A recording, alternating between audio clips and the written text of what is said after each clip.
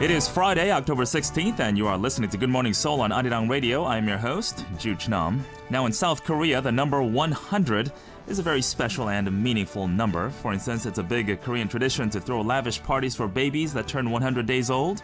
And we say when you have a certain wish, you need to pray about it for at least 100 days in order for it to come true. Also, when people plan something, they usually use a benchmark of something for starting 100 days before, and also it's a common thing to see couples exchanging gifts as well to mark their 100th day anniversary. Now, this is all because the number 100 has notions of full maturity, ripeness, and perfection. Well, the reason why I'm emphasizing the number 100 so much today is because today marks the 100th episode of GMS. That's right, Good Morning Seoul is 100 days old today. Now, this means so much to all of us here at the GMS team in terms of how much we have come so far to achieve 100 days of great and fun-filled shows. And as we all wish for more great days ahead, let's get started with today's show. This is GMS.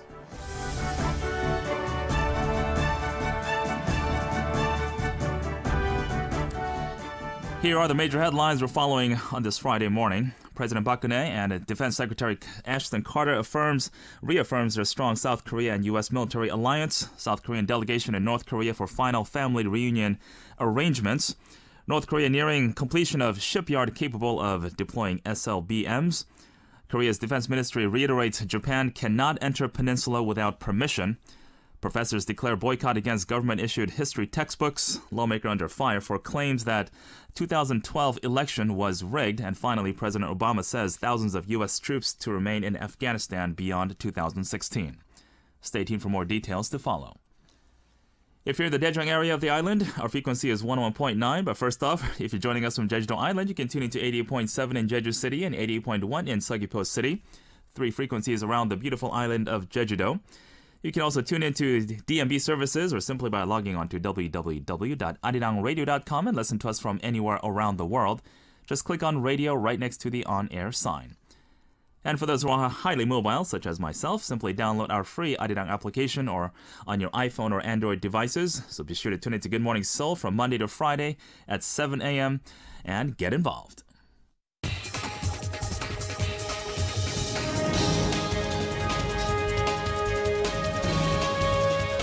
Beyond News. Good Morning Seoul with Jooch Nam.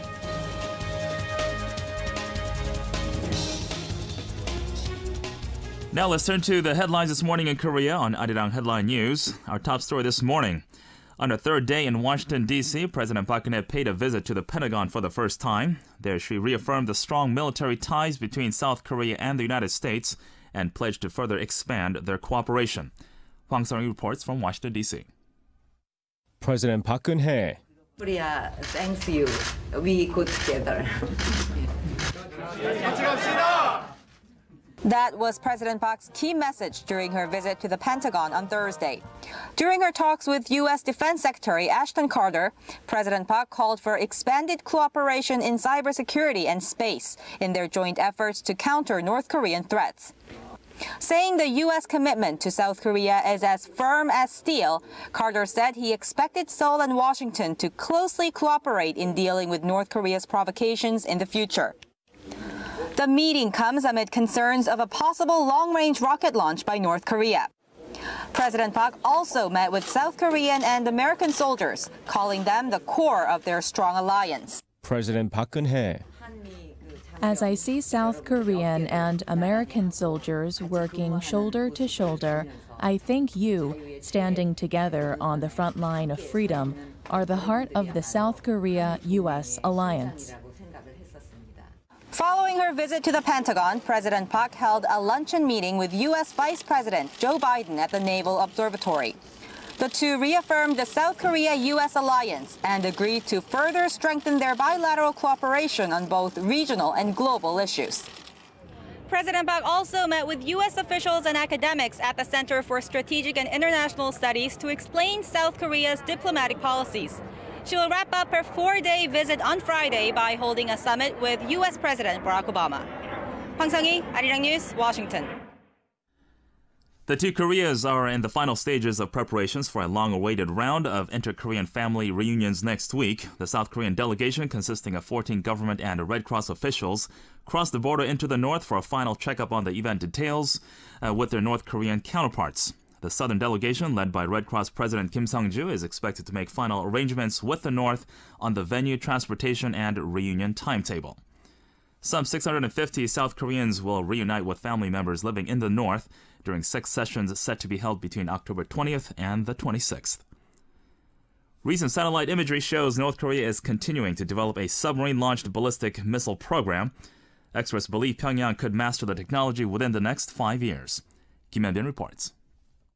According to the North Korea specialized website 38 North on Wednesday, a vertical launch tube capable of launching a submarine-launched ballistic missile is being developed at the Sinpo South shipyard in the north. CNN has also reported on October 9th, a day before the 70th anniversary of the founding of North Korea's Workers' Party, that Pyongyang could conduct an SLBM test in the near future. Korea Defense and Security Forum military expert Kim Dae-young. North Korea has successfully test-launched an SLBM, but no word has come out about its development.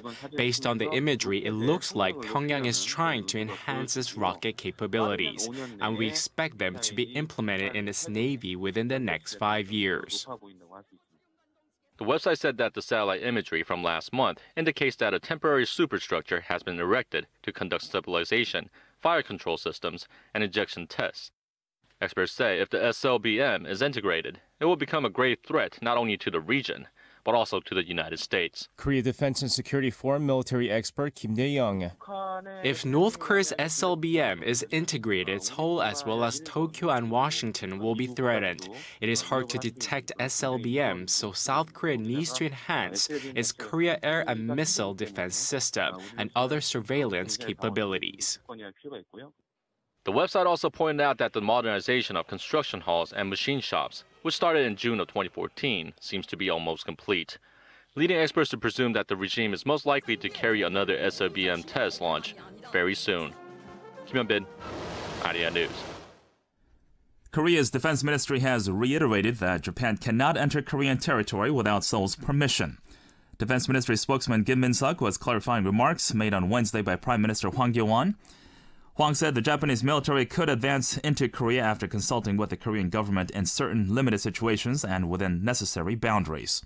The Prime Minister faced criticism that his statement was not strong enough. Concerns over Japan's greater military role abroad have grown with Tokyo's passage of security legislation last month. The new laws permit Japan's military to fight alongside its allies, even when not under attack. And moving on, a growing number of university professors in Korea are voicing their opposition to a government plan to issue a single state-authored history textbook. Many have said they'll refuse to help write the book. Park Jung reports. Dozens of history professors from the country's most prestigious universities, including Korea and Yonsei University, have issued statements against the government's decision to publish a single history textbook starting in 2017. 13 history professors at Yonsei University issued a statement earlier this week saying they will not participate in the process of making the textbook in any way. They were joined by 22 history professors at Korea University who said they can't allow the government to push ahead with the plan, and 9 history professors at Kyunghee University who issued a similar statement. More statements were issued Thursday by professors at several more universities, including Ewha Women's, Busan National, and Seonggyungwan. And as the momentum builds, more university faculty members are considering joining the campaign. Against this backdrop, Korea's rival parties continue to promote their positions on the matter. The conservative ruling Saenuri Party held a general meeting for its lawmakers on Thursday to confirm its view that the current textbooks should be corrected in consideration of Korea's unique situation as a country divided. Saenuri Party Chairman Kim Moo-sung. It is paramount for students to establish a proper, balanced perspective on the nation, as Korea is the world's only divided country, where the deep pangs of ideological confrontation remain. On the other side of the political aisle, the main opposition party hailed the professors' statements. New Politics Alliance for Democracy floor leader Lee Jong-gar. University professors have declared their objections at the risk of incurring disadvantages from the education ministry in university evaluations, research funds, and the like. We respect their conscience. The party says it is planning to organize rallies outside parliament in conjunction with the general public and academia to pressure the government to withdraw the plan. The Education Ministry is slated to confirm its decision early next month. Park Ji-won, Arirang News. An opposition party lawmaker is under fire from all sides after claiming the 2012 presidential election was rigged. The ruling party has adopted a resolution against Kang Dong-won. His own party has dismissed him from a parliamentary committee. Kim Hyun has more. The ruling Saenuri Party took action on Thursday against main opposition New Politics Alliance for Democracy lawmaker Kang Dong-won, who is currently under fire for saying that the 2012 presidential election was rigged in favor of current leader Park Geun-hye. Saenuri Party floor leader Won Yu-chul. Our party has adopted a resolution to denounce lawmaker Kang Dong-won for his misdeeds. Kang has committed an act of political terrorism and insulted the Korean people. The ruling party submitted Kang's case to the National Assembly's Ethics Committee and urged MPAD to punish him for his remarks. In response, the opposition dismissed Kang from the National Assembly's House Steering Committee, though it will not demand he give up his assembly seat. MPAD leader Moon Jae-in repeated an earlier statement that Kang's remarks represent his opinion and not that of the party. Moon also accused the ruling party of having hidden motives for making such a fuss about the incident. New Politics Alliance for Democracy chairman Moon Jae-in. The ruling party is trying to use this incident to cover up the current uproar over state-authored textbooks. The party should not overreact to Kang's remarks. The National Election Commission released a statement on Wednesday refuting Kang and said the vote count in 2012 was accurate and transparent. That year, Park Geun-hye ran a close race against her main rival Moon Jae-in, with Park receiving 51.6% of the vote and Moon, the current opposition leader, taking 48%. Kim Hyun, Arirang News. And finally, over in the U.S., in a big policy U-turn, the U.S. President Barack Obama says American troops will remain in Afghanistan for the time being to assist with an increasingly fragile security situation there. Obama announced his decision at the White House on Thursday. He said the U.S. will remain its current force of nearly 10,000 troops through next year and draw down to 55,000 when he leaves office in January of 2007. Obama called the new plan a modest but meaningful extension of the U.S. military mission in Afghanistan, which he originally said would end next year. The U.S. president stressed the decision came after a lengthy review with his top advisors. He expressed hopes his successor will continue to elevate and evaluate U.S. involvement going forward. U.S. troops will carry on their dual missions in Afghanistan, counterterrorism operations, and training and assisting local security forces. Those were your major headlines this morning. Coming up next is a look at what made the front covers of the domestic newspapers. Good Morning Seoul is all about interacting with our listeners. Be sure to join our discussions on some of the latest news and issues by posting your thoughts and questions on our message board. You can even request your favorite song if you'd like. Just come into our website at arirangradio.com, click on Good Morning Seoul, and sign up for free. Feel free to give us your input on your message board regarding our program and all the issues we cover on Good Morning Seoul.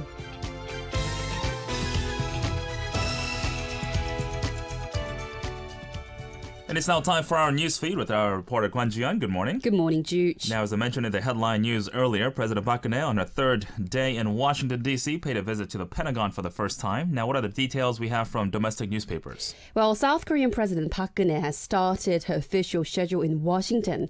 Let's look at each domestic newspaper's headlines now. 조선일보 newspaper headline says, "Let's be friends forever and head to reunification." 동아일보 newspaper cover page says, "She reaffirmed the strong military ties between South Korea and the United States." And if we look at 중앙일보 newspaper headlines, according to President Park Geun-hye, "We go together." That was President Park Geun-hye's key message during her visit to the Pentagon on Thursday. What about some other newspapers? Are they covering her trip as well? Yes, indeed. 한국경제 newspapers shows one picture in the cover page. Park is receiving the honor guard during the 16-minute full honors parade at the Pentagon. It was the first to receive such an event among Asian leaders. And 매일경제 newspaper headline says, quote-unquote, Korea thanks you, we go together. However, 경향신문 did not mention her U.S. trip in the cover page.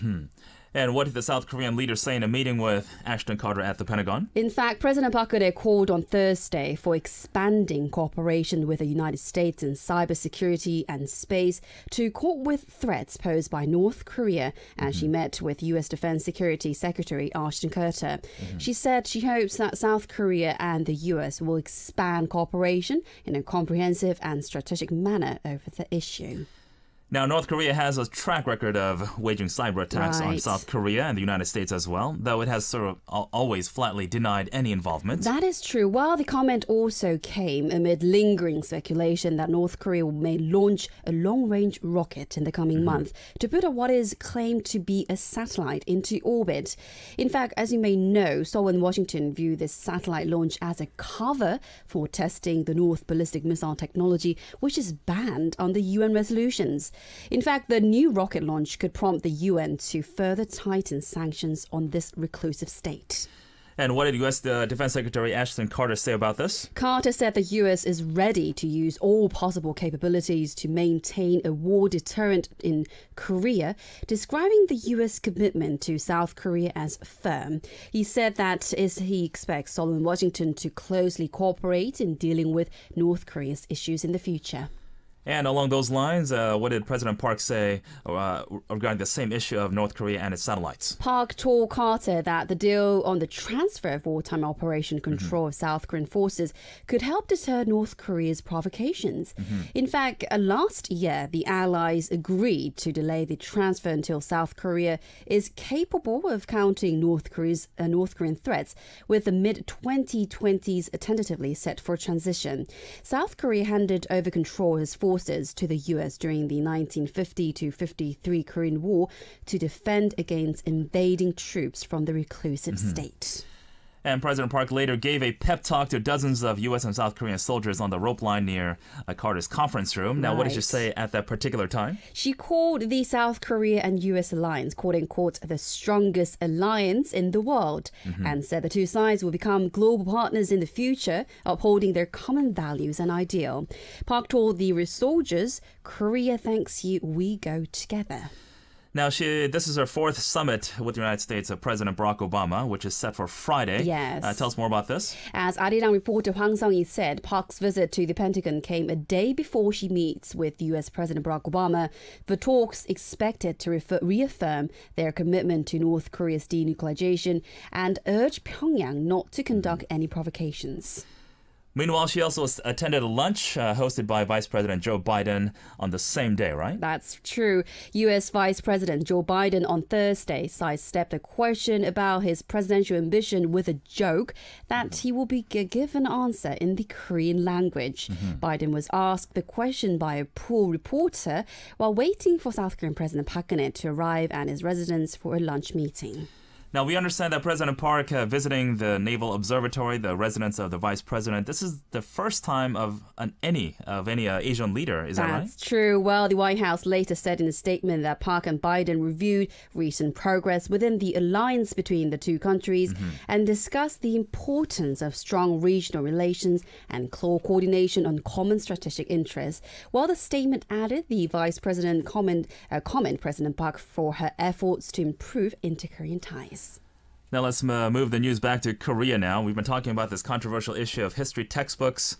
The rival parties made trade accusations over history textbooks, and this is ongoing as we speak. Now, what are the latest developments from 경향신문 this morning? Well, rival parties step up their attacks on each other on Thursday as the opposition party wage a full-fledged war against the government's decision to reintroduce single history textbooks for secondary school students. On Monday, the Ministry of Education announced that history textbooks for middle and high school students here will be authored by the government starting in the 2017 school year. And what did the NPAD chairman say about this? Moon Jae-in said it is absurd that the government is trying to write textbooks to glorify dictatorship when the honor of those published, the push ahead with democracy movement, has not yet been restored. The meeting was organized by a group of people victimized by the Park Chung administration. Now, we understand that, as far as we know at least, the ruling Centre Party adopted a resolution to push ahead with the quote-unquote accurate history textbooks to reunify the nation, right? Indeed. According to the resolution adopted by party members, it was a justified decision to write accurate history textbooks to instill right and positive views of history within our youth. Well, the resolution notes that the government's decision was to correct the biased and distorted history textbooks and to build up the right path of history education to our children. And the ruling party considers balanced view of history as important elements for this particular move. Is that right? Well, the Centre Party also focus on informing people about the importance of ensuring the students have a balanced view of history and that they are educated based on facts. What about the ruling party chief? Now, what did he say in a party meeting? Kim Woo-sung said that the supplementary books for students and teaching materials for teachers are filled with completely leftist contents, and that is a very important issue. Well, I think we talk about this several times, Jooch. Currently, history textbooks are published by 8 private publishing companies after being approved by the Independent Textbook Review Committee of Exports, and schools choose from any of the 8 textbooks right now, while primary schools have a single set of state-authored history textbooks.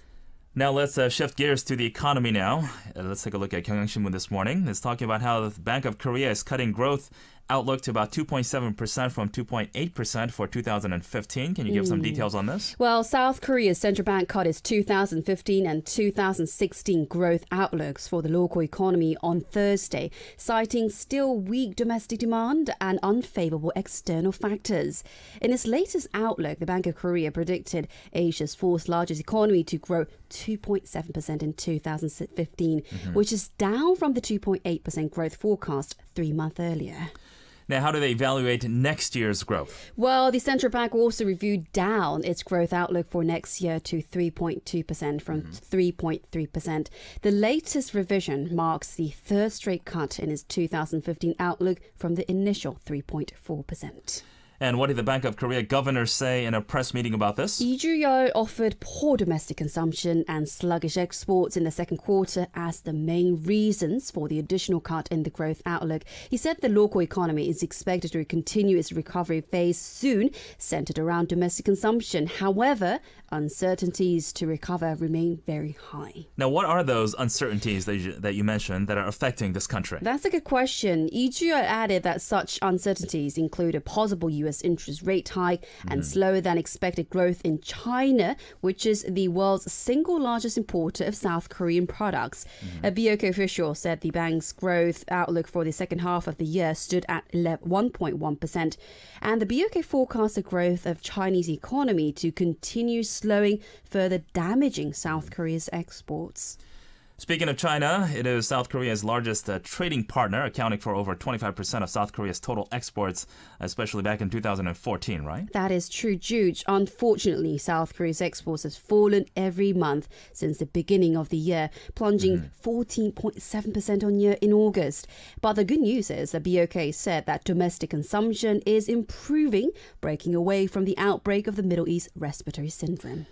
But from my understanding, the upward trend still remains weak due to sluggish exports caused by slowing global demands, right? That's true. Lee Ju-yeol added in 2016 next year, the growth rate is expected to climb up to the low 3% range as the global economy gradually recovers, centered around advanced countries. Now, will there be any changes in the consumer prices in the future? Well, there will be. On the domestic front, the BOK forecast local consumer prices to rise 0.7% this year, which is down 0.2% points from the July outlook. On a related note, the local currency soared more than 16 won, which is the highest in 3 months. Can you give us some exact figures on this? Of course, you just read the and 한국경제 newspapers headlines. The local currency shot up to a fresh 3 months high against the US dollar.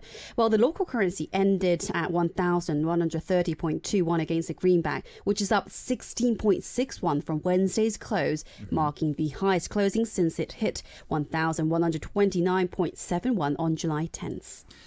And Seoul shares spiked about 1.18% amid U.S. rate hike woes. Tell us more about this, please. Well, South Korean stocks jumped 1.18% to an almost 3 months high on Thursday on rising expectations that worse than expected U.S. retail data may delay the timing of an interest rate hike in the world's largest economy. And how was the benchmark Korea Composite Stock Price Index? In fact, Kospi jumped 23.72 points to 2,033.27, which is the highest closing price since it finished at 2,037.62 on July 29th.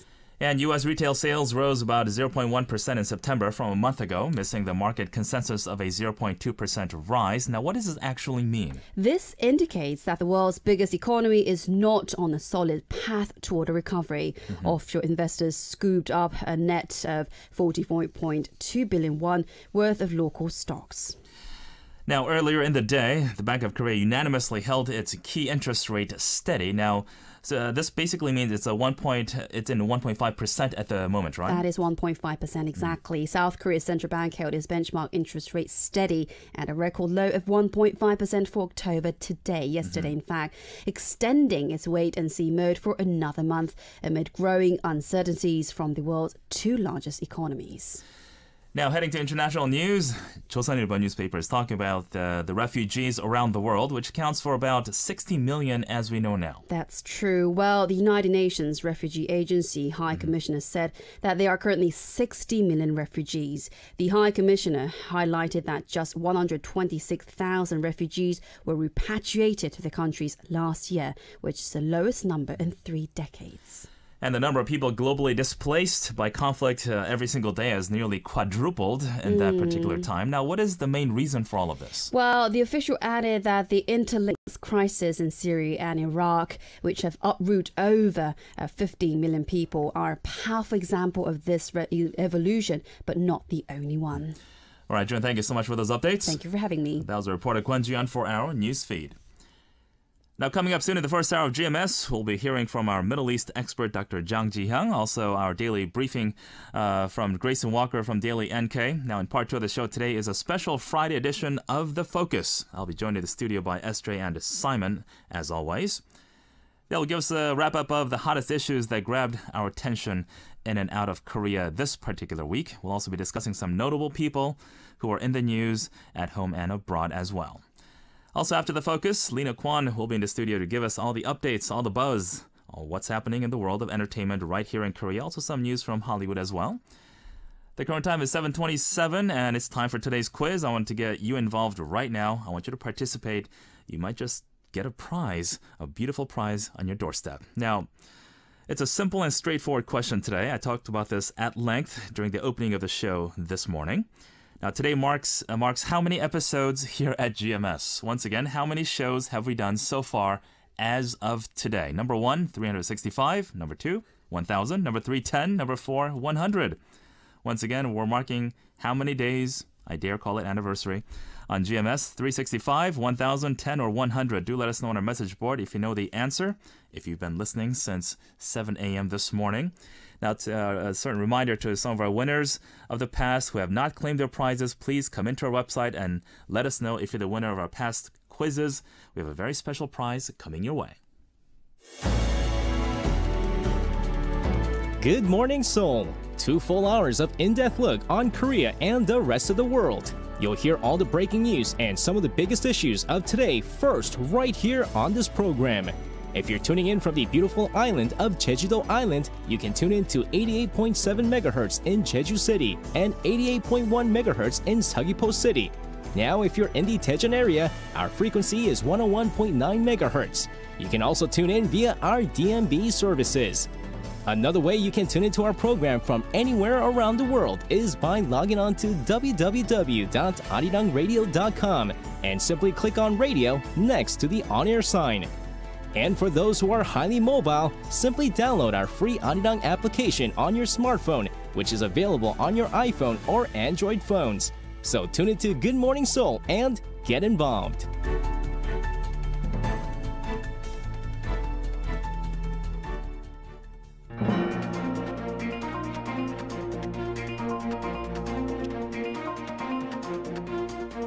Stay tuned. You're listening to Good Morning Seoul on Arirang Radio. It's time for the world now. Let's check on some global issues that are often interlinked to Korea. We hope to gain a new insight and a diverse array of perspectives as we focus on a different part of the world each and every day. Now, today we'll be getting a briefing out of the Middle East. Now, the National Dialogue Quartet, a group that helped secure Tunisia's newly established democracy back in 2013, has won this year's Nobel Peace Prize. Now, the Nobel Peace Prize, or the Nobel Prize Committee rather, said that the quartet was quite instrumental in establishing a constitutional government guaranteeing fundamental rights for the entire population and in decisively contributing to the building of a pluralistic democracy in Tunisia.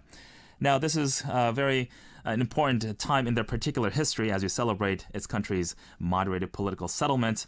And there are hopes that other groups across the Middle East and North Africa as well will be motivated to find alternative ways to solve the region's many crises. Now, to find out more about this particular organization and the lovely prize it has garnered, I have on the line Dr. Jang Ji-young from the Director of Middle East and North Africa Center at the Asan Institute for Policy Studies. Good morning, Dr. Jang. Good morning. That was quite a long introduction. Unusual for this segment. Now, tell us more about this Tunisian National Dialogue Quartet, please. Oh, yes, I'm so glad to finally talk about, happy, hopeful, and rosy pictures about the Middle East. Finally. So the quartet, as a coalition of civil society groups, is made up of the General Labor Union and the Tunisian Confederation of Industry, Trade, and Handicrafts, and also Tunisian Human Rights League, and finally the Tunisian Order of Lawyers. And it was formed in the summer of 2013 to act as a mediator between the conflicting parties. And in 2013, Tunisia, the birthplace of the Arab Spring or the Jasmine Revolution, was at a crossroads between democracy and violence. I mean, the Islamist party Ennahda and its allies, who had won the first democratic elections after the civil revolution and the collapse of the dictatorship Ben Ali, were filling the critical government positions with unqualified, royalists. And furthermore, the Tunisian Islamist party tried to rewrite constitution as like a more Islamic focused one and imposed to limit on pluralism. And similar things happened in Egypt and Libya, and the former witnessed the military coup, whereas the latter went through the civil war when the Islamists tried to ruin the newly established democracies, but not in Tunisia, thanks for this Tunisian National Dialogue Quartet. Now, this particular transition has been a long time coming. As you know, we've been following this particular news for the last couple of years, since 2013, this democratic transition in particular. Now, what role do they play in this particular transition of Tunisia? Oh, yes, and unlike other countries which experienced a similar democratic revolution against such as Egypt, Libya, Syria, and Yemen, in Tunisia, with representatives of a wide range of Tunisian civil society, the quartet calmed a warring nation that was being torn apart by violence and distrust between, again, Islamists and secularists. And the quartet stepped in at a time when the country was sliding toward the civil war, and the quartet called for the entire cabinet of Islamists and Nahda party to resign, and a non-partisan prime minister to take over, and a new independent election commission to be set up, and finally the constitution to be amended to take into account opposition concerns. So finally there was elite pact-making and consensus about a peaceful transition. Right. Now, was this Nobel Peace Prize win a big surprise, or was it somewhat expected from people, especially in that area? It was a big, huge refreshing surprise. I mean, the quartet was chosen from a list of 273 candidates. And with the committee praising the group's use of its moral authority to bring about smooth change. And many people really are surprised by quartet win. And one of the strongest candidates was German Chancellor Angela Merkel for her country's accommodation of refugees and its role in the peace deal between Russia and Ukraine. And other favorites also included the Pope Francis and Eritrean priest Zerai. And again, the committee said that Tunisia is the very example of a peaceful, smooth transition to democracy in a region which is mired in violence. Right. So finally, what can be the implications of this year's Nobel Peace Prize then? Definitely big hopes for the people who are still fighting for democracy now all over the world. I mean, new democracies are likely experience continued conflict over fundamental institution and competing interests. And it is because the democracies are not necessarily more efficient economically and administratively than other forms of government. I mean, unfortunately, all good things do not necessarily go together. However, democracy will have a more open society and politics. Right. And this just reminds me of the infamous op-ed which was published the Time magazine back in 1952, saying that expecting democracy to bloom in Korea is like hoping a rose to bloom in a garbage can. So, the obstacles confronting democracy are almost the same everywhere, and I'm so glad that Korea made it, and really hope the other countries, especially in the Middle East, can make it too. All right, Dr. John, thank you so much for that lively report on the Middle East transition, especially in Tunisia. All right, hopefully that quartet, as the name suggests, will go on singing happier tunes as Tunisia is celebrating its Nobel Peace Prize and the transition into a peaceful democracy. The current time is 7:36 a.m. here in Korea. Let's take our first song break before we get into Iron North Korea with Grayson Walker. Here's a song by Hyun, A Million Little Pieces, 밀련 조각.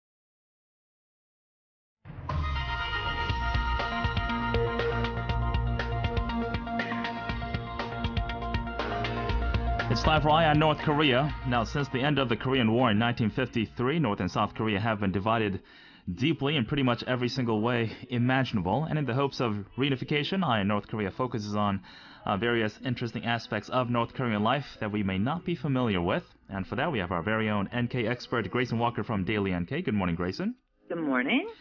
Before we begin, as always, could you give us an update on the latest coming out of Pyongyang this morning? Sure. So Seoul's Unification Ministry has released a final list of North Korean families who will take part in the upcoming reunions of families separated by the Korean War. This list includes 96 families who will be reunited with 394 South Korean relatives in the first round of these reunions. And they are set to begin on October 20th for a 3-day run at North Korea's Mount Kumgang Resort. The oldest participants from the North are 88 years old. And the second round of reunions will take place from October 24th, also for 3 days, with 90 South Korean families expected to meet their relatives from the North. So this is very, very positive news. Now, as we begin, Northeast Asia's complex situation has long bewildered area experts and politicians. That despite a high degree of economic cooperation and interdependence, Asia has largely failed to institute inclusive and effective multilaterals to basically deal with common security threats. Now, to cope with this, South Korea's latest North Korea strategy favors incremental improvements over sweeping advances.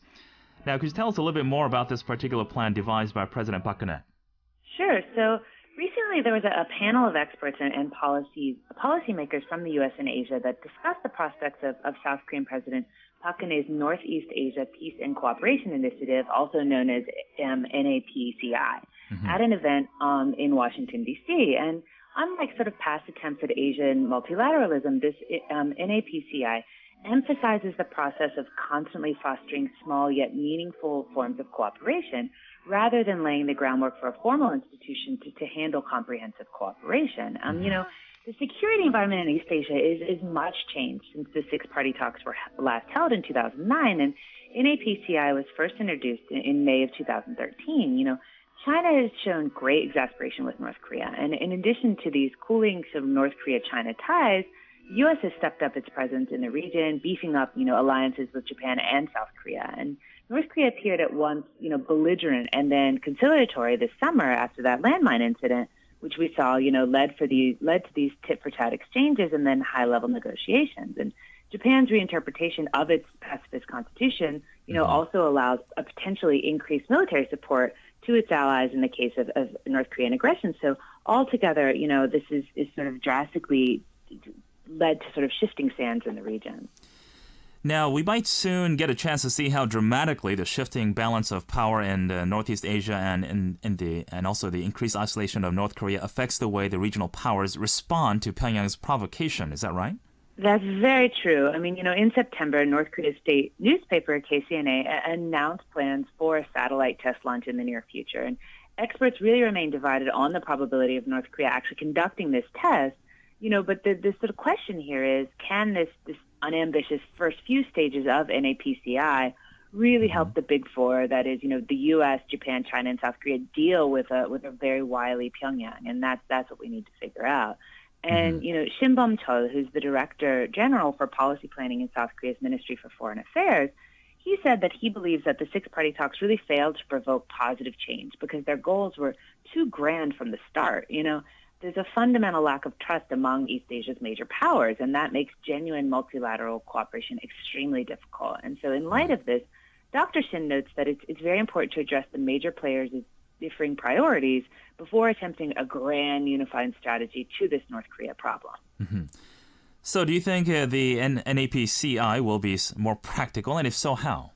I mean, that's the hopes, and that's why they're bringing all these different opinions together to try to improve upon what should be a very good idea in this is NAPCI. I mean, unlike the six-party talks, NAPCI is going to promote integrated efforts on practical matters like nuclear energy regulation, public health, and climate change before graduating to more fundamental strategic matters. It's really believed that this low-level collaboration will eventually, stimulate trust and interdependence and establish an inclusive forum for dialogue. And importantly, NAPCI will eventually attempt to support and enhance the liberal, international order and rules-based system in Asia that President Obama has continually hit upon when discussing the goals of the U.S. sort of pivot or rebalance to Asia. And when it comes to dealing with North Korea, experts at this meeting discussing the NAPCI underscored the need for less carrots and more sticks in the event of a nuclear or military provocation regarding North Korea. I presume by sticks you mean Theodore Roosevelt's mention of walk softly and carry a big stick, of course. Yes, right. It's a bit like that. What would that stick in particular look like, though? So a lot of people have encouraged a change in U.S. force posture and a new round of sanctions, this time with the support of China, if that happens. And others have highlighted the importance of Chinese cooperation in pressuring the Kim regime. Dr. Jin is a professor at the School of International Studies at China's Renmin University and responded that Beijing's influence on Pyongyang was at an all-time low and warned the audience not to expect dramatic change from the Chinese leadership. And Kurt Campbell, who's the CEO of the Asia Group, suggested that while the relationship has changed drastically, China it still has the ability to utilize coercive diplomacy. And Dr. Jin responded by noting that China supports NAPCI in spirit, but will definitely await further details before it commits. Beijing wants to despecialize its relationship with North Korea, but won't encourage regime change as a means to do so, at least not now. And does the NAPCI have a major power base here in South Korea as well? Well, before it spreads, onto the international community, NAPCI will definitely need to gain headway in South Korea. I mean, it's fairly new. I think most people aren't even aware of it, both in the U.S. and here in South Korea. So, on this topic, the director of U.S.-Korea policy at the Council of Foreign Relations, Scott Snyder, he said that although Korean politics is normally complicated by very bitter party rivalry, which is also true in the U.S., both sides of the aisle actually regard institutional cooperation in East Asia as a very necessary and important endeavor. So that's a very positive sign for this plan. And in point of fact, NAPCI is similar in nature to a proposal from Liberal President Roh Moo-hyun. And this invites us really to consider this nonpartisan appeal of NAPCI in South Korea. And experts said, the Korean Peninsula is really likely to be the fulcrum for the region's future, given its location. Korea will determine whether the region becomes unstable or remains peaceful. And one expert remarked at this conference that South Korea has really graduated from being a shrimp among whales to being a shark, and that the region as a whole will really benefit when South Korea steps up its global leadership role. Right. But will NAPCI really be able to spread trust and increase cooperation among Asia's major competitors? Well, Scott Snyder, who I mentioned earlier, he compared NAPCI to similar initiatives in Cold War Europe, suggesting that ultimately it took an existential crisis to bring about cooperation there, namely, the Soviet nuclear threat. And he explained that in the absence of a common security emergency, Northeast Asia's key players are really going to have a tough time working together. And what was interesting is that at this conference, it was demonstrating this difficulty. Sparks flew when a director at the National Institute for Policy Studies in Japan accused South Korea of being a quote-unquote free rider by hanging on to the U.S. coattails, while counterproductively hedging with China. And then an expert on the South Korean side, this was all during the conference, responded forcefully, reiterating, South Korea's security commitments and arguing that any plan that strives to successfully deal with North Korea really must engage rather than ignore China. And that type of exchange at those conferences really seemed to sort of symbolize how tensions still divide key allies and hinder collective responses to North Korea, right? It really does. It really does. But, it's not all bad news, though. For example, a lot of people believe, there is a lot of belief that there's hope for some of these 7 soft security agenda items of NAPCI, that like energy security, cyberspace regulation, disaster relief, among them. This can help us work together on more practical issues.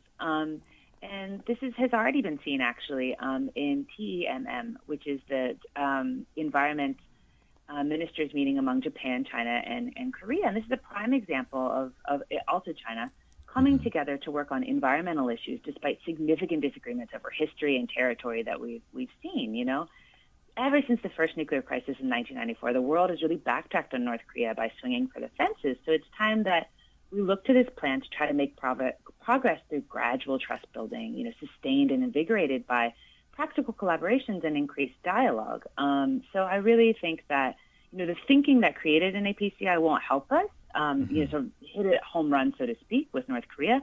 We can put a man on base and begin to make plans. And I think that's a really, really positive thing.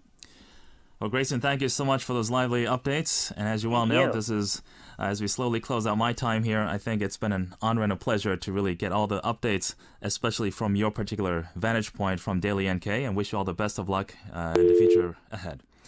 Well, there goes that. Well, it's 7:49 a.m. in Korea. As we close out the first hour of the show of GMS right now, I just want to give a little shout out to a couple of our listeners who have been tuning in and giving me all the love and support, especially from Unita Sowitnyo, Nays 26 ID from Indonesia, is saying, "Good morning, DJ Jooch and GMS staff. Happy 100th day anniversary to Good Morning Seoul. This is my first time making a message, leaving out a message on your show. I rarely tune in because it's a little bit too early for me," she says. But I really enjoyed the show. I just want to say fighting to all the entire team. Also, Ravina Raksha Chand from Canada is saying, "I'm an avid listener. This is my first time posting, though. Happy 100 days to the entire team as well." I also want to say hello to Jeannie Ka from Canada, saying, "I can't believe it's already been 100 days. Keep up the good work to all the team. Hope you have a fantastic show today and going forward as well." Now, coming up in part 2 of the show today is a special Friday edition of The Focus. I'll be joined in the studio by SJ and Simon, as always. They'll be wrapping up the week with the hottest issues that grabbed our attention in and out of Korea on this particular week. Now, we'll also be discussing some notable people who are in the news at home and abroad. Some of the people we'll be highlighting today are some of the people who are sort of movers and shakers who have made some headline news. Some of them are a little bit controversial, but at the same time, they're worthy of note, who are trying to make a difference in our society. Also, Lina Kwon is in after the focus, in the studio to give us all the latest, all the buzz in the world of entertainment as well. You don't want to miss out on today's very special edition of Entertainment News. Now, before we close off the show today, on the first hour of the show, today is the last day for your chance to win the tickets to see this wonderful Universal Ballet that's based right here in Seoul. They're performing the La Bayadère. Now, La Bayadère is basically a tragic story of love, betrayal, and revenge set in the exotic country of India. Now, the show will run between October 27th and November 1st at Opera Theater here in Seoul Arts Center. Now, winners from Monday to yesterday are listed on our message board, so please go and check your name on our website. Once again, that's www.arirangradio.com. And simply click on Good Morning Seoul. You can look for my face and look for the message board and see if your name is on the list. If it is there, please give us your name, a full name, and also your phone number. Once again, your full name and your phone number, or else we can't send you your tickets. So be sure to go in and check that out as well. And finally, before we wrap up the show, I have one more announcement to make. Now, South Korea's Ministry of Culture, Sports, and Tourism is currently holding its National Brand Contest. National Brand Contest. You can just tell by the name as to what it actually means. Now, this is in light of this year's marking of the 70th year anniversary of Korea's independence. Now, the contest invites anyone to send in video clips, pictures, paintings, photographs, designs, logos, writing, music, what have you. Pretty much anything under the sun that best represents Korea's from your particular vantage point, from your perspective, from your eyes. Tell us all about your experience, all the wonders, the beauty, the glory of Korea, and send us your video clips, your pictures, your paintings. In my particular case, I think I'll be writing like a poem that would represent Korea with a beautiful rhyme, perhaps. If you can rap for it with a certain music, that would be even better. Send them in. Our website here basically is KoreaOurStories.kr. Once again, that's KoreaOurStories, plural IES.kr. And applications are being accepted until November 8th. And for more information, once again, KoreaOurStories.kr. Do leave your message on that particular message board. Now, I also mentioned a quiz earlier today, and today I kind of mentioned about how today is a particular number anniversary.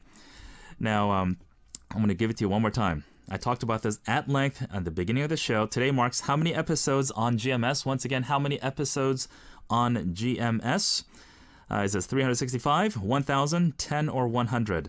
So this is the particular anniversary we're celebrating today. And it's also a very sad day for me as well, as I'll be telling you about that toward the end of the show. You can sort of guess as to what I'm talking about. Now, the winners of our previous quizzes also, please come into our message board and let us know if you're the winner. And you have to come claim your prize. We have many listeners from the past who have not given us your name. I guess our producer is telling me now I should give out some of the names of our past winners. Okay, I'll do that very quickly before I close out the show.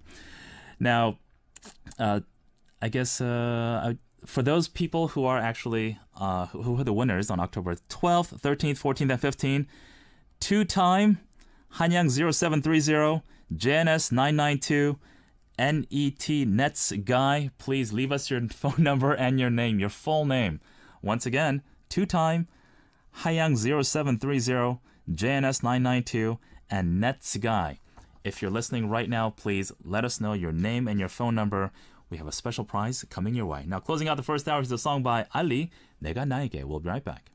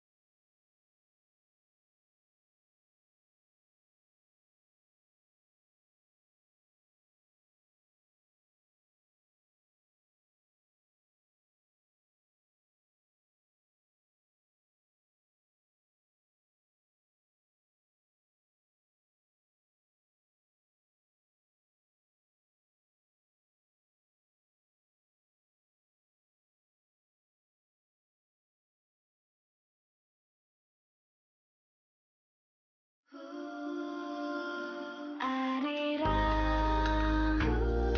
Radio.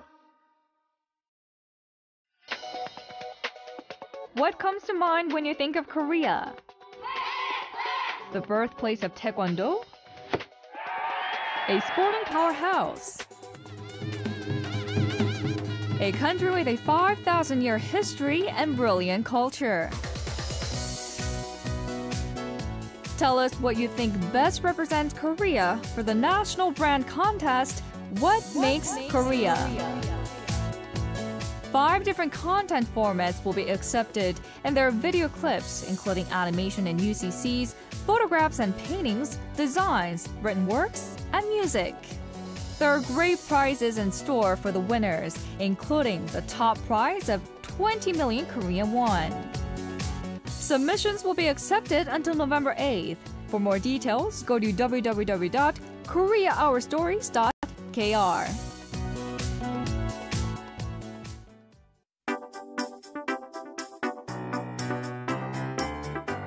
Last week I had a bad cold, and this week I have a sore throat. Your immune system has weakened during the seasonal transition.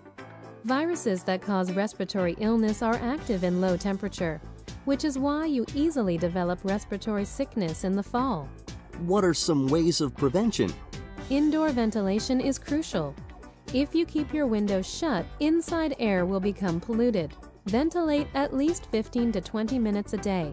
Also, sleep sufficiently to prevent fatigue from impairing your immune system. Getting some sunlight is another way, as the sun produces immune-boosting substances. And of course, the basic prevention is thoroughly washing your hands and feet, ventilation, and keeping up your immunity. Just remember these two, and you will be healthy all through autumn.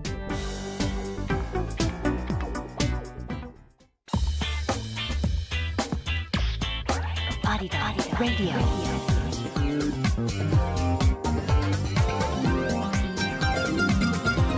Arirang Radio. The time is 8 a.m.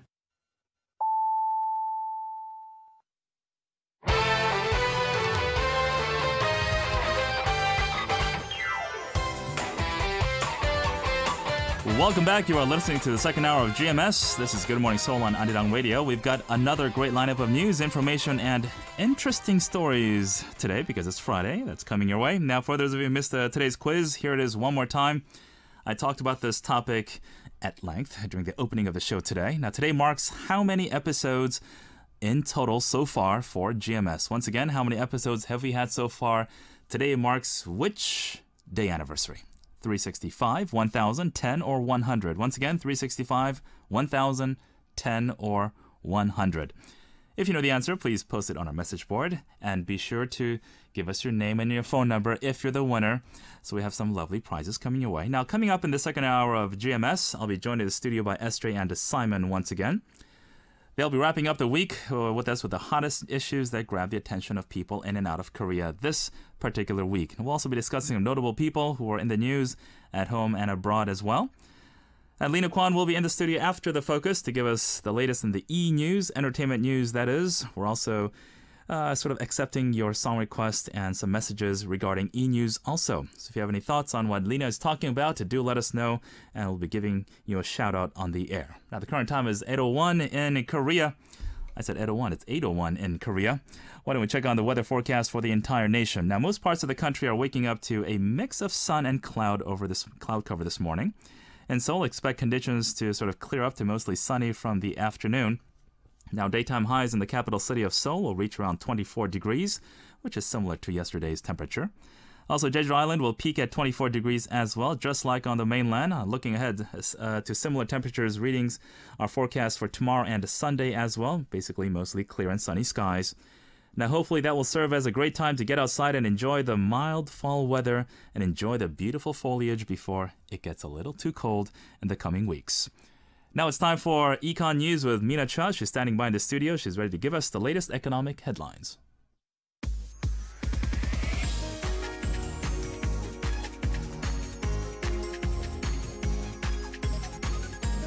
Good morning, Mina. Happy Friday. Happy Friday to you, Jooch. All right, our top story this morning, Korea's central bank revised down the country's growth forecast for this year and next year as well, both by 0.1 percentage point, making it the third readjustment this particular year. Now, along with that, the BOK held its key interest rate at its low, a record low of another month. Now, can you break down the figures for us exactly? Yes, that's right. And yes, we are back on the air. Sorry for that technical difficulty for a little bit there. Well, the Bank of Korea cut its growth outlook for the Korean economy this year. And this was by, as you mentioned, a 0.1 percentage point to 2.7%. BOK Governor Lee Joo said the weaker than expected GDP in the second quarter of this year, driven by looming external economic instabilities. This is what propped the move, the downgrade, the revision. But the top central banker remained confident that Korea's long-term potential growth rate still remains in the 3% range, while experts say the economy might have entered its slowing growth phase earlier than it should have. And despite all of these projections, the central bank kept its, meanwhile, key rate untouched at an all-time low of 1.5%. This is as the central bank gauges the impact of a small pickup in domestic consumption. Now, we've been reporting regularly on Korea's export woes and the current economic climate, but in reality, the country has been sort of faring reasonably well compared to some other Asian neighbors. Now, can you give us some details on this? That's right. And the Asian neighbors we're talking about are Korea, Hong Kong, Taiwan, and Singapore. And collectively, these four countries are called Asia's Four Dragons due to their exceptionally high growth rates and rapid industrialization between the 1960s and 1990s. And the good news for Korea is that it's currently outperforming the other three in terms of trade. While Korea has been faring better than the other quote-unquote dragons, it has been seeing its exports stumble this year. This is due to weak global growth, especially in China. And experts are saying preemptive measures will need to be taken to minimize the negative impact and that the government needs to come up with new export strategies to meet China's changing trade paradigm. Also, Audi, Volkswagen in Korea is expected to recall over about 2,000 vehicles for a defect in emissions-related parts. Now, give us some details on this, please. That's right. Well, according to industry sources, over 1,600 Audi A6 sedans sold between 2009 and 2010, and over 500 Volkswagen Tiguan SUVs sold in 2009 will be subject to this specific recall. The local units of Volkswagen and Audi must recall the affected models within the year, in line with changes to Korea's recall-related regulations. And the company is also set to recall over 100,000 vehicles sold in the country. This is in connection to that recent diesel emission scandal we've been covering in the past few weeks. And it said it will start a global recall of affected vehicles in the month of January. Now, meanwhile, it's not only Volkswagen feeling the heat over recalls. Kia Motors is also going to recall almost 422,000 Sorento SUVs in the United States and Canada. Is that right? That's right. The Korean automaker says the cars can be shifted out of park when the driver's foot isn't on the brake, which could cause the vehicle to roll away. According to documents filed by Kia with the U.S. National Highway Traffic Safety Administration, this recall now affects Sorentos from the 2011 through 2013 model years, and this will affect more than 377,000 vehicles in the U.S. and 42,000 in Canada. And this recall is expected to begin from November 24th in the United States and December 1st in Canada. And finally, let's wrap up with a summary of how local and overseas markets fared yesterday. Sure thing. Well, Korean stocks soared to an almost 3-month high yesterday. This is on rising expectations that worse than expected U.S. retail data may delay the timing of an interest rate hike in the world's largest economy. The benchmark Kospi jumped 1.2% to close the trading day at 2,033. The local currency, meanwhile, ended at 1,131 against the U.S. dollar. This was up 17 from Wednesday's close and marking the highest close since July 10th of this year. Meanwhile, over on Wall Street in the U.S., stocks surged on Thursday. The S&P 500 rose 29.62 points, or 1.5%. The Dow Jones climbed 1.3%, and the Nasdaq rose 1.8%. In European stock trading, Germany's DAX rose 1.5%, Britain's FTSE advanced 1.1%, and shares in France was 1.4% higher. And that's going to do it for me today with your economic news. Back to you, Jooch. All right, Mina, thank you so much for those updates. That was Mina Cha for the latest in the economy.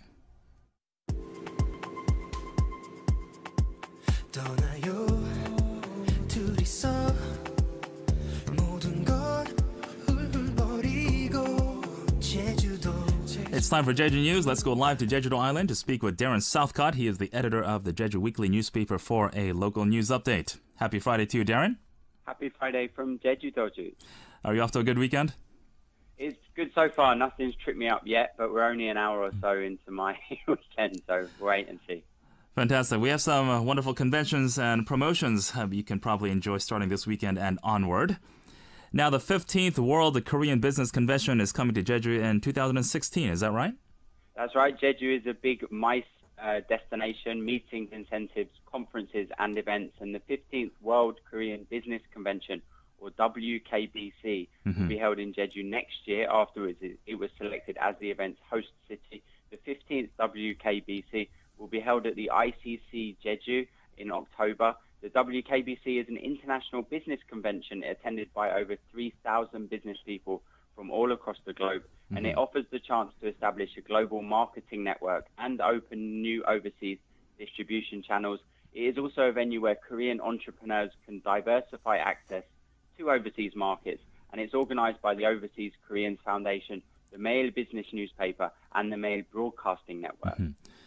And speaking of business and marketing, the Jeju flatfish has earned some U.S. promotions, right? That's right. This is a very delicious fish. I'm lucky to have tried out some of this specially prepared by the cooperative, actually, and the Jeju Fish Farmers Cooperatives and H-Mart, the largest Korean-American wholesale business, held a promotional event to expand the export market of Jeju flatfish from October 9th to 11th.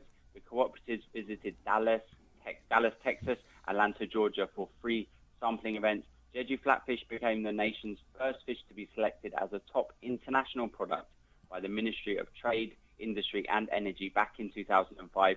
It's rich in protein and collagen, but low in fats and calories. It's thought to be effective for maintaining good health and skincare. Compared to mackerel and other fish, it also has more DHA and EPA, good for cancer prevention and brain development. So try some of that out if you can. And also, Jeju Tourism Association, the JTA, will be holding a night culture concert. Give some details on this, please.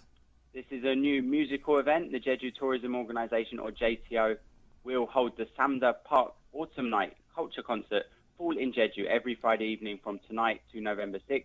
The first performance tonight will feature popular 5-member rock band Rose Motel and Jeju language singer Yang Jong-won. The theme of the concert, held at Samda Park near Shinjeju Rotary, is Welcome to Jeju.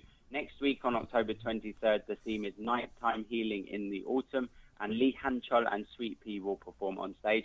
The last event on November 6th is likely to be the most popular, with traditional Korean band Gahyang taking the stage alongside Jeju band South Carnival and the Dudon Brothers.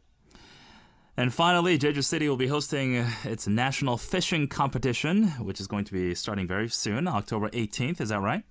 That's right. Jeju is a big fishing destination, as you probably know, and Jeju City will host the 18th National Sea Fishing Competition as part of the 2015 Jeju Leisure Sports Festival at the West Dock on Sunday from 8 a.m. to 2 p.m. Participants from across the nation will compete with their fishing skills. The first place winner will win as much as 3 million won in prize money.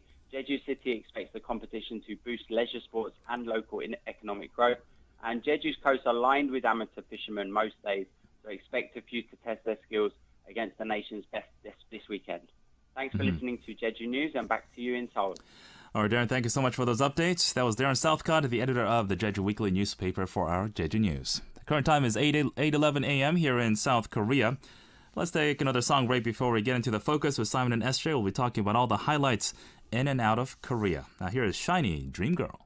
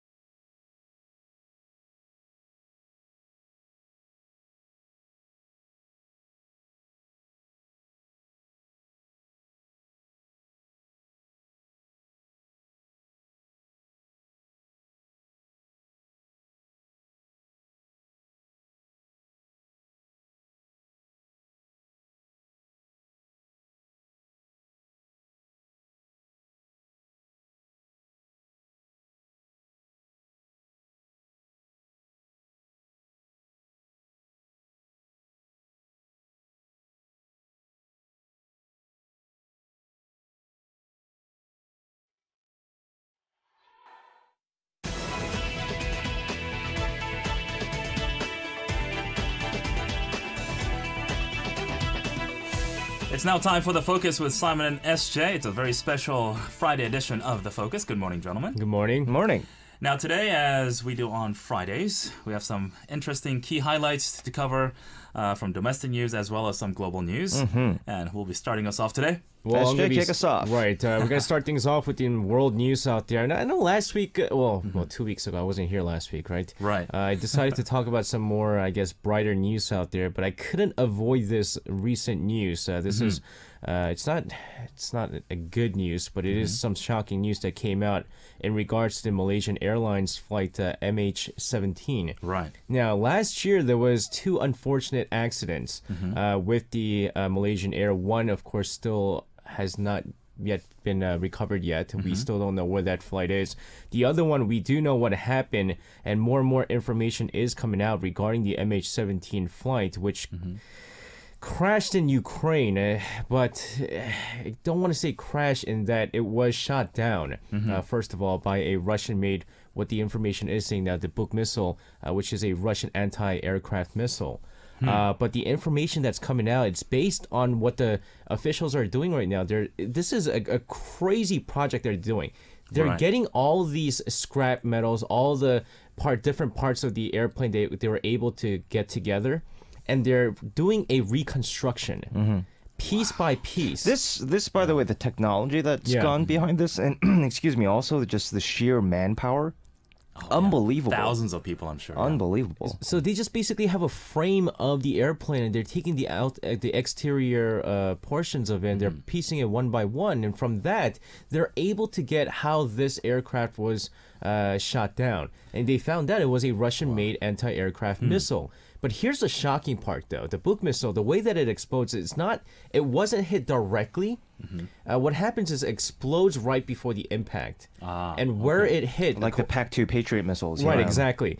So what had happened was the portion that it was hit was the pilot area, the cockpit, basically. The left side of the plane and the cockpit area. So what happens is, according to the official, and it's not 100% confirmed, but there are videos out there stating what had probably happened, is... the pilot and the co-pilot, they were killed instantaneously. Immediately. Right, exactly. But because it only exploded in the cockpit area, that portion was basically blown off, where the other parts of the aircraft was exposed. So you're looking at the passengers who were in there. I believe it was like 298 passengers who were all dead. Terrifying. They're exposed to this aircraft, which is just basically out in the open. You got this big opening of the airplane. Right, and the wind is gushing in by...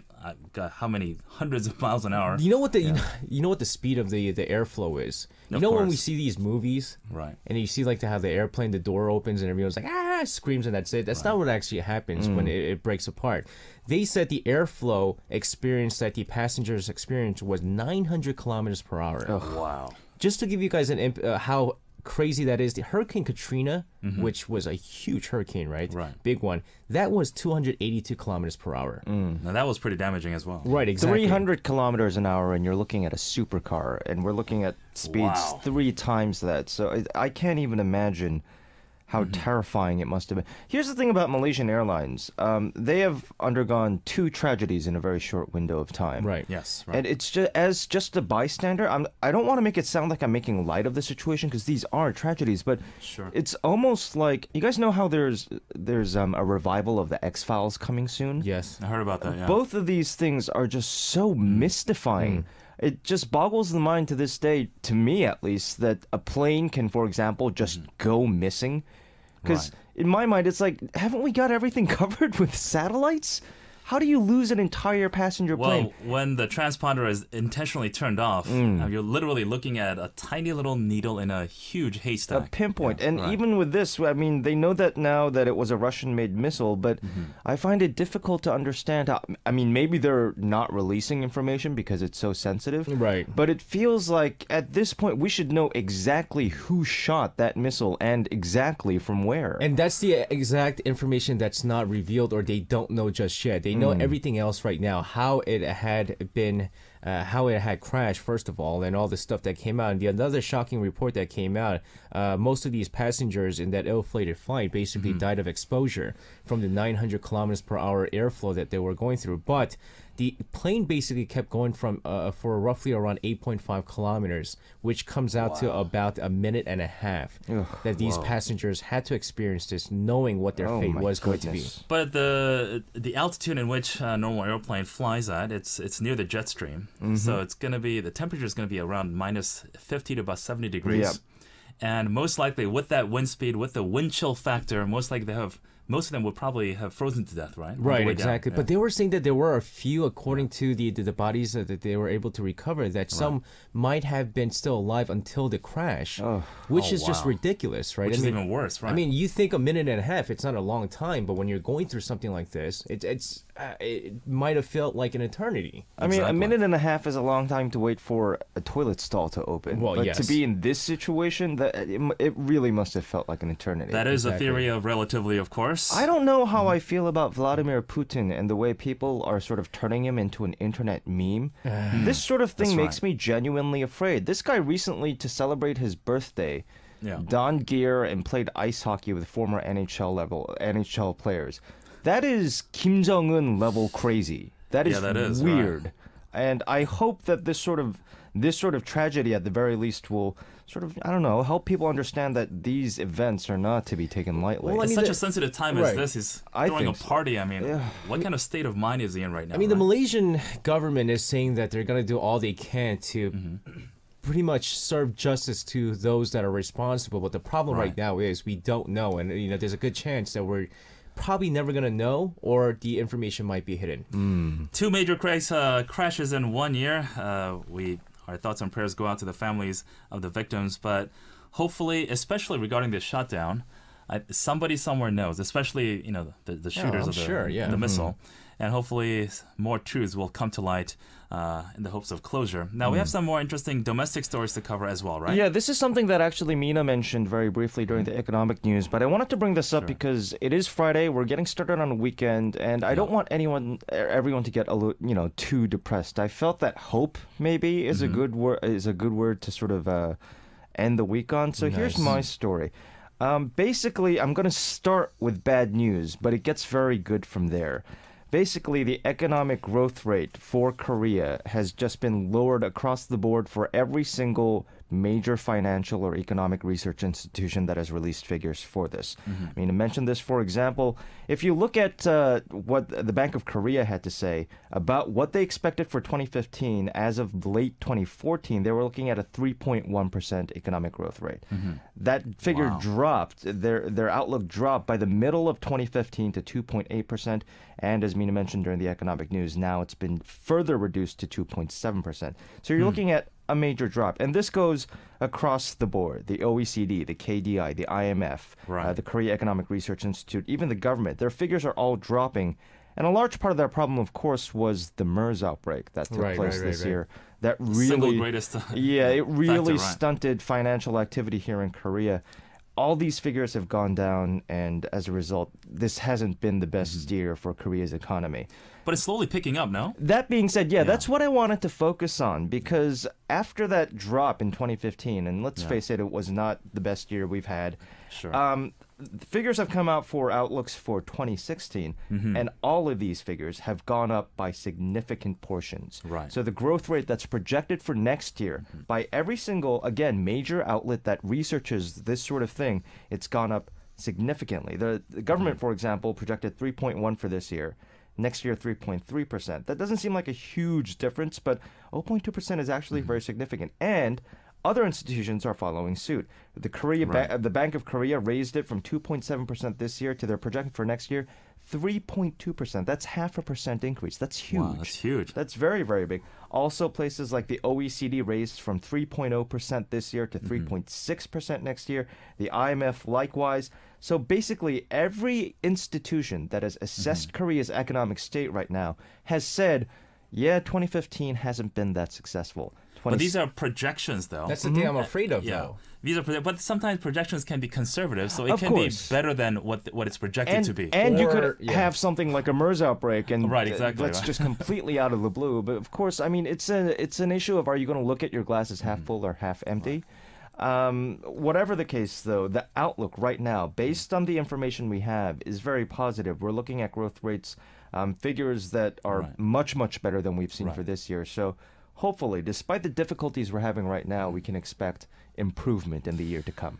Well, the reason why projections are tricky, because economists always say, granted everything remains the same, remains constant. They say ceteris paribus. But in this particular case, Korea wants to be a little bit more conservative in these projections and figures, looking ahead. I mean, if I can be a snooty academic for just a minute, if you'll indulge me, I'm not a big fan of the term social sciences, of which economics is probably the biggest field in that terminology, because it's not scientific, is it? I don't think it's science. It really isn't.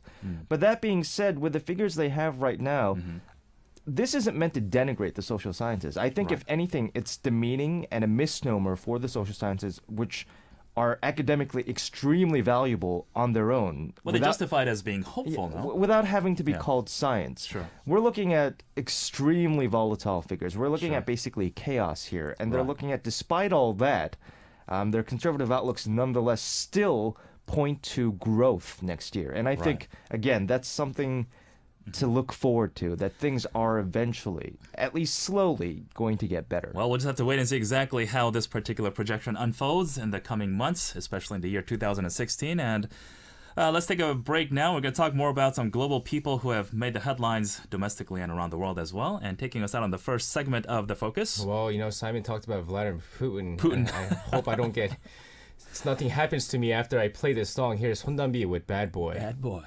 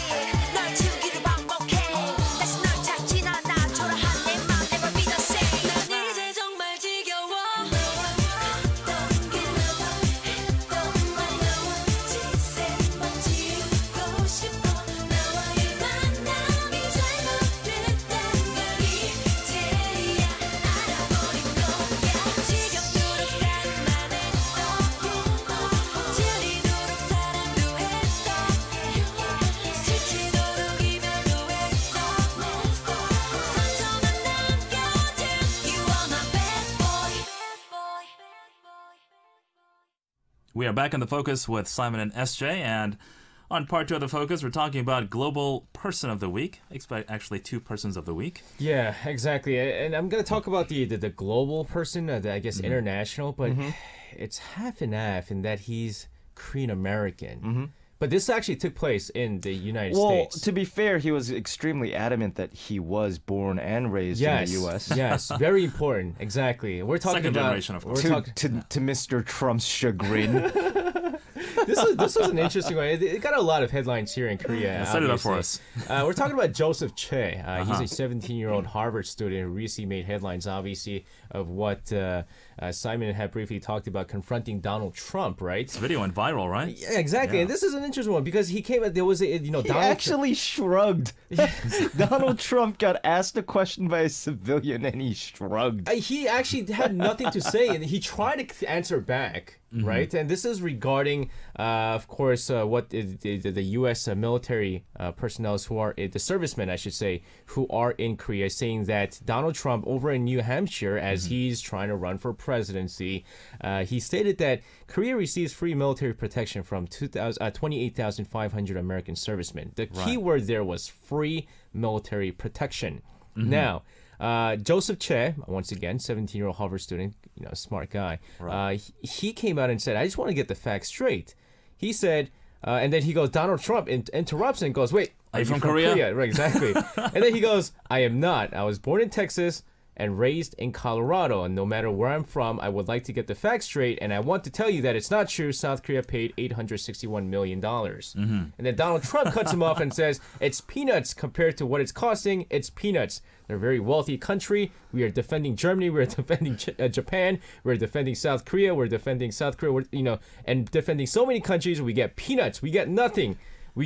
You're right. We get a small payment. It's a fraction, a tiny fraction. How out of touch do you have to be with reality to actually think $861 million is peanuts? By the way, this was, I encourage everyone who hasn't seen this entire Q&A session to go ahead and watch it because it's a great laugh. It's like short and sweet. Some of the things that he says, for example, to a female participant, where he's basically comes across as saying, I'm a man and I'll protect women. It's cringeworthy and entertaining.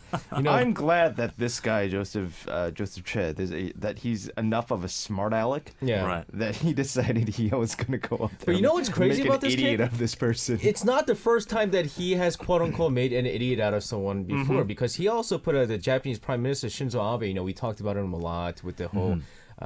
Forced military sexual slavery. Credit to Joseph, he knows to pick his targets because neither Trump nor Abe have, a leg to stand on regarding these issues that they were attacked. What are they gonna say, right? Aside from shrugging that you talked about, but this is Hello, cool. Legs Warehouse. Do you have anything for my friend Mr. Shinzo Abe to stand on? Oh, you're out of stock. All right, bye. Basically got burned. They were served. But the interesting thing, and what I like about this guy Joseph, is the fact that once again he was not born in Korea. He was born in Texas. He was raised in Colorado. There's a good chance, and a lot of my friends who were born in the States and are like second generation, they don't really know what goes on in Korea per se. They're very Americanized. It's also very important to note that if you're a citizen of the world, you don't need to have a Korean background to say, yeah, the Korean Peninsula is an area of the world that we should have a keen interest in. Right. This guy, though, obviously is very much in touch with that. Exactly. Now, it's interesting to know, I think Donald Trump actually knew, because he said this many times in different interviews and different forums about how Korea is getting this free, protection from the United States. And then when the facts and figures were given to him, he was just hoping that nobody would actually confront him about it. And he was totally caught off guard. And he was trying to point the finger at him, are you from Korea, defending your own country? You're biased kind of thing. But then, I'm born in Texas and raised in Colorado. You should see his shrug. The funny thing about Trump is, once again, I'm going to be worried now. Once again, I'm an American citizen, but I live here in Korea. Maybe it won't affect me if I live in Korea. But if Donald Trump ever becomes a president of the United States, I'm worried for that nation. I have a sneaking suspicion that he is Hillary Clinton's biggest fan, and this is all part of a giant ruse. Just to help Hillary Clinton, right? I think so. Well, Hillary Clinton is not really going to Because come time for the great actual debate. primary debates, I mean, Donald Trump's going to be like a sitting duck, of course, I'm sure. This is going to be interesting. Now, domestic people of the week. I look forward to that. In Korea now. Let's bring this news a little back closer to home. This is an issue that I've been talking about again and again, and I'm sorry to sound like a broken record, but I honestly think that this is the most pressing and important issue to have surfaced in domestic news for a while now. I do want to bring it up again. I have not one person, but people of the week here in Korea. And I'm talking about Korea's academic historians. Okay. Now, I mentioned earlier that the government has bulldozed through its plan to say, look, we're going to have a single government-controlled textbook. Let's think about that for a moment, okay? A government-controlled single history textbook. Single history textbook. It boggles the mind that this has even been considered, let alone implemented. And thankfully, though, it seems like the academic scholars of Korea are having none of it. It's very easy to say, look, I'm going to jump on that bandwagon. It's going to be prestige for me. I'm going to be the author of a history textbook. Nope, the academics aren't having any of it. For example, the entire faculty of the Yonsei University History Department. This, by the way, is one of the most prestigious colleges in Korea. They issued a statement on Tuesday saying that it will not cooperate with the administration's plans, and none of them will participate in the drafting or publication of this book. The National Institute of Korean History is going to select up to 40 authors, and they're going to have a tough time filling up those numbers, 40 authors, because apparently none of the scholars who are qualified to write this book are having any of it. A group of 9 history professors from Kyung University issued a similar statement, not having any part of it. Earlier last month, 34 history professors from Seoul National University, 160 professors from Korea University's Humanities and Social Science departments. Basically, numbers are growing. Anyone in this field who is qualified to write or analyze this kind of textbook is saying, that's not okay. The Hankuk University of Foreign Studies, Catholic University of Korea, Busan National University. Keep in mind that Seoul University and Busan University, these are national universities. They get their funding from the government. All of these places, Korea National University of Education, they're all saying, the professors are saying, that's not okay. You cannot have a history textbook that's used throughout the country that's controlled by the government. Speaking of academics, you are also from the Seoul National University. What are some of your colleagues and people in your academia in particular saying about this? Outrage. Equally Because outraged. if you have any... You know what this is very similar to? What it reminds me of is the fundamentalist Christians who think that creationism is a science that should be taught alongside or in place of evolution. It's a complete misunderstanding of what science is. In this case, a misunderstanding of what history is. History isn't a collection of facts, and neither is it a way that people use propaganda to steer public political opinion. Or selective facts. It's an analysis of what happened. And any analysis is in any field requires, by definition, if it's going to be done well, plenty of different perspectives. They're completely ignoring this. And as a result, the academics who are qualified to write this textbook, a lot of actual professors have gone on record as saying no one in their field is going to touch this with a 10-foot pole, because if they do, they will be ostracized by their academic community and they will be called lapdogs to an administration. You know what's funny about this is, I remember on Focus we were talking about this and the controversy. This was before it was passed. And we were talking about how ludicrous it was for us to have one government-approved textbook. But wouldn't have they known that by having these historians, first of all, historians who are proud of basically delivering the truth, the history of the nation, they're not going to fix that. Their sole job is to study and research the facts of what happened. And for them, wouldn't the government have realized maybe later on, well, these people are not going to want to do this? But they still went with it. But you know what? I mean, if they had that kind of foresight, would they have even proposed this at all? It's pretty ridiculous. Here's the thing. Here's how thin their grounds are. They're now saying, the party that pushed this through are now saying, because of this unexpectedly vehement backlash from the academic community, they're trying to appeal to parents saying, look, if there's just one textbook, it'll be easier for your kids to prepare for college because the exams will be simpler. And everything is tied to the exams, of course. And there have been multiple studies that have shown unequivocally, nope, if there's only one textbook, it's actually going to be a bigger workload on the students. They have nothing to Is that their only response so far from the government, though? It's pathetic. I mean, look, I try to be even-headed when we talk about government policy, but this This is fascist. This is page 1 out of the fascist dictatorship handbook. This is not okay. It is embarrassing and backwards. Tell us what you really think, Simon. That's what he thinks. Simon has never lied on the show. He's always been very expressive of what he felt. I say it in jest, of course. But yeah, it's kind of, this is actually going on as we speak, right?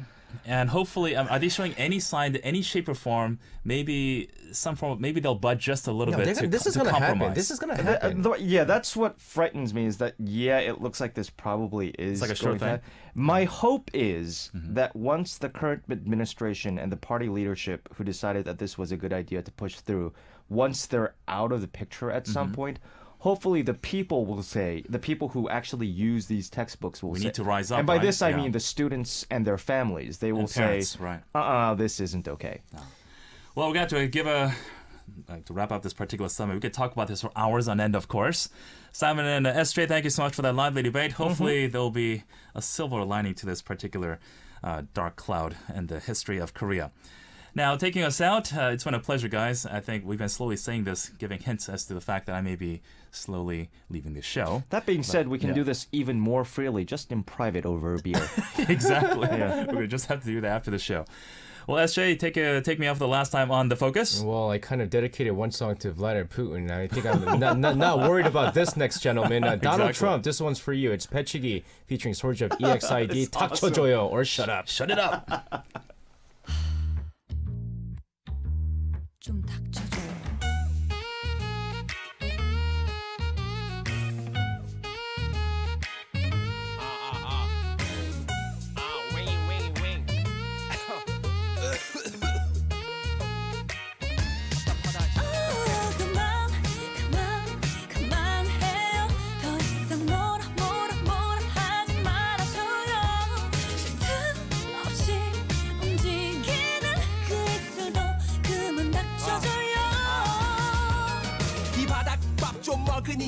나만 하지 않은 내 어금니 의지를 낀 내 의지는 이불 속에서만 머물지 몇몇 사람에겐 쪽팔리고 괜히 언급하긴 쪽팔려서 난 괜찮아요 공갈치며 오늘도 버텼네 까치발로 열정 하나로 살 때도 있었지 배고픔이 대단한 훈장인 양끌어 내가 안 먹으면 남이 먹는다는 우스갯소리가 내 인생의 좌우명이 된 순간 난 괜한 헌신적인 태도는 나를 그냥 헌신짝이 되게 했네 남은 것은 먼지뿐인 성공의 허울만 던지겠지 그만해요 더 이상 뭐라 하지 말아줘요 쉴 틈 없이 움직이는 그 입술도 그만 닥쳐줘요 사람이 제일 무서운 게 먹고 먹히는 우리도 작작하라고 작작 좀 해 잠시만 좀 닥쳐줘요 치열하게도 산다 물 말아서 먹는 찬밥 가지고는 이 맘을 식히지 못해서 속에서 천국이 찬다 쥐어짜는 듯한 유리통과 질질 짜는 눈물로 범벅된 하루를 살기가 일수인 나에게 더 이상 날 위한 삶은 없다 오늘만 잡았던 친구의 악수가 내일은 절천지 원수가 돼 어르고 달래고 정성을 쏟아도 칼로문 가더라 단순한데 간단한 셈조차 풀지 못해서 샘 많은 인간들에게 뜯기고선 남은 건 두 맨발만 Hey hey 또 안내도 말해 그만해요 더 이상 뭐라 하지 말아줘요 쉴 틈 없이 움직이는 그 입술도 그만 닥쳐줘요 사람이 제일로 무서운 게 먹고 먹히는 우리도 작작 좀 하세요 작작 좀 해 잠시만 좀 닥쳐줘요 아직도 넌 내 맘을 몰라 가끔 나 혼자 나불나불대는 그 입제발 1분만이라도 알아들어 먹었으니 여기까지 해요 이게 뭔 죄요 이깟게 죄요 입술에 말 한마디 내 몫을 죄요 무슨 불의 영화를 누리겠다고 너희들이 움켜잡고 놓지 못해 사는지 뒤돌면 끝나버릴 사람인 난 깨끗하게 지우고 쓸데없는 자책인 난 개나 주게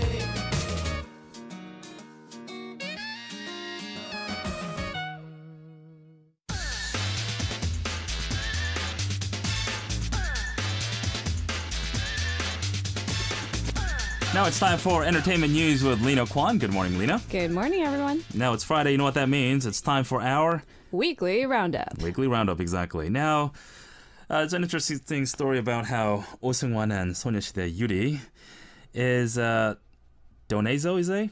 Dunzo? What? Sorry, it's Dunzo. Dunzo, come on. I want it to be Italian, Donezo. They're done. They're Yeah. finished. What happened? What happened is, well, all some relationships come to an end. They're short love stories as opposed to these big, grandiose tales. It was first reported yesterday by Daily Star that the relationship has come to an end. It's been confirmed by both agencies. Yes, in fact, their year-long relationship is donezo. I like the expression kaput much better. Ah. But at any rate, I guess it's officially over. Now, how long were they dating again? They apparently started dating around last November, but their relationship was first made public this April. This is why it feels a lot shorter to us, the mass public. Just shy of a year. Just shy of a year. That's true.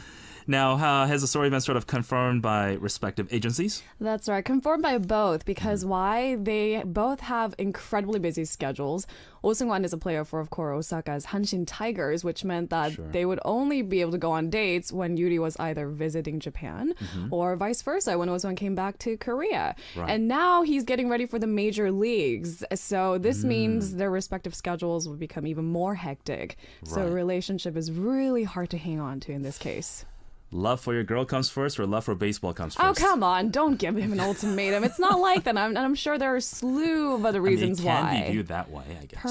Perhaps. Remember, I think it was the beginning of last year when we decided to call Girls' Generation 연애시대 because every other girl on this group decided, yes, we're going to go public with their relationship. Right. Well, some had some say and others didn't. But most of them have broken up at this point. I'm actually seeing them on Thursday. I'll see if I can get more news out of at least some of them. And we'll be calling you from far away to get the exclusive. Well, yeah, hopefully something will come out of that. Now, the official reasoning, once again, you said they were too busy and whatnot. And this means that most of the members are pretty much single now, because there were a lot of, 연애시대 that were dating, and suddenly most of them are breaking up now. Are they pretty much on the market now? Back on the market? I don't want to go on record with that because I'm not personal friends with them, so I don't know. However, officially on the record, Lee and Yuna broken up, Tiffany and Nikun have broken up, Taeyeon and Baekhyun have broken up. So far, only Suyoung and Jongkyung are still going strong. You know the fans are secretly happy about this. I'm sure. They'll send a sympathy. Oh, I'm so sorry, but then deep down. Because we all have a chance with them now. Yeah, exactly, right? Nonetheless. In our second news, JYP responds swiftly to a certain questionable ad in which we talked about yesterday. That's right. It was problematic for a number of reasons, but I think biggest one was it was a little too risque for what it was, because it was an advertisement for high school uniforms. So it was catering towards the younger generation. So as to how much these catchphrases and slogans can get away with is always in question, I would say. Well, JYP himself, Park Jin-young, has responded rather quickly, saying they're going to take down all the ads. They're going to fix it, they're going to edit it, and then republish all of it. You know these management agencies. Why the big sigh, Jooch? I mean, considering their caliber, considering their experience, did they not think that they would get this kind of response from the public? According to JYP, or do you think it was deliberate? And who knows? Who knows? Stop these speculations. I don't have answers. Call JYP up. But I think, in his defense, he did go on record saying that, you know what, we didn't know the ads were going to be edited to look this way. And certainly they didn't know this. Blame the editors. Of course. And the slogans, he says he had no control over. So how about we give him the benefit of the doubt? No? Yeah, let's give him the benefit of the doubt. I, for one, will, I think, because just knowing about his, personal past and how he's trying to be a better person, he's trying to be more spiritual now, and so hopefully that was an inadvertent mistake. I hope so. Now, on to our next story. A few days after Eunhyuk's enlistment, going to the military, Dong-hae enters the military as well, just following his footsteps. Yes, and we're waiting for the next member to go as well, because one by one they were to leave, of course, for the mandatory military service. Earlier this week, Eunhyuk began his service in Gangwon-do province, and as of yesterday afternoon, Dong-hae of Super Junior is also a soldier in training. They usually make this sort of public, don't they? Like, a lot of them hear ye, I'm going to the military. Hear ye. That's what they do. Kind of. And it's a big send-off with all the fans. And, you know, from their perspective, I suppose, they do want to kind of give them fans a proper chance to say goodbye. Sure, right. And sure, we as fans do want to send them off. But some members opt for a much low-key affair, which is kind of what 동방신기 or TVXQ's You Know wanted as well. Although it wasn't really kept private at all. All reporters were there. You know, Super Junior, as we all know, it's composed of about 11 members now, Yes, down from 13. officially. And one by one, like you said, and this is what, the 7th one going? Okay, Eunhyuk was the 7th member to go, and Donghae was Will be the the 8th. eighth. And apparently Siwon is reportedly to be next. And who's next after that? I'm not Who knows? sure. The younger one, obviously. And finally, the TV personality Kim Young-man, as we also mentioned a couple of days ago. I love his restaurants, by the way. He's returning to a cable program called Useful Men. Tell us more about this. That's right. He apparently joined the mighty FNC Entertainment while laying low alongside Dong-cheol, Yoo Jae-seok, and Chung Young-don. Right. This will be the personality's return to TV in 2 years and 7 months. He's been laying low because why? He's been blacklisted from the industry because he was found guilty of illegal gambling. Right. And he served 120 hours of community service, and now his slate is clean. Right. He is allowed to come back to TV, but our fans, you know, welcoming him with open arms, that can be questioned. You know, I did get a chance to meet him at one point, and he's genuinely a nice guy. You think? Nobody's perfect. I mean, we make mistakes. And because he was, you know, repentant, you know, he has shown improvement, and he slowly wants to come back, of course. Sure. Of course, there are people who are against it as well. Now, tell us exactly why he was blacklisted, and give us some things he's preparing for the future as well. All right. So as I've mentioned earlier, he was found guilty of illegal gambling, but he has served his sentence and he's back. And this reality style TV show he's returning with is kind of like Infinite Challenge, I must say. It's titled 쓸모 있는 남자 or Useful Men. Useful Men. Yes. And it kind of aims to cater these on-air talents to pick up a new talent, acquire a new skill in order to become what? More useful. More useful. Useful for Practical. what? For society? Right. I'm not exactly sure. You know what our parents say? Make yourself useful. There you go. Lina, right. Pick up a skill. Pick up a skill. Lina. I said nice Lina. to meet you. Anyway. Now, when is this show going to be aired? Official, it'll go on air on November 6th, so whether you like it or not, he is back for good. Hopefully he will come back and make amends and, you know, apologize and, you know, restore his, I guess, reputation, right? I hope so, too. And last but not least, give us some upcoming, I guess, movies we should be on the lookout for. Not movies today, because we discussed most of them yesterday, right? So I think today I want to drop some teasers. More teasers, okay. Yeah, as far as the music industry goes in K-pop. K-pop, right. The first teaser has been revealed for IU's big return, and the second teaser as well. And these two are in contrast, I must say, because the first one was titled Shower. It was a little gloomy, a little somber. You saw her in black and white, and you see her shed a tear. Simple gazes into the camera. But then the second teaser for 세신발 or Shoes is much more upbeat. It's much more fun and lighthearted. You see a little childlike sense of wonder. She plays on swings. She blows confetti. You get the idea. All right, Lina, thank you so much for those updates. It's been a wonderful pleasure working with you. It's been a pleasure myself. And the reason I'm saying that is, before we go, actually, you have to give out the quiz answer. Let's do that. Now, the number that I was talking about in the beginning of the show is 100. 100. That means this is the 100th episode we're enjoying on GMS. Now, for those of you who participated in the quiz, please check our message board to see if you are today's winner. Now, as we close out the show today, it's almost time for me to close myself out of the show as well. Apparently, fate has something else in store for me. And in case you're wondering what I'm talking about, this is my last day on this show. Oh. But fear not, my friends. Fear not, Lina.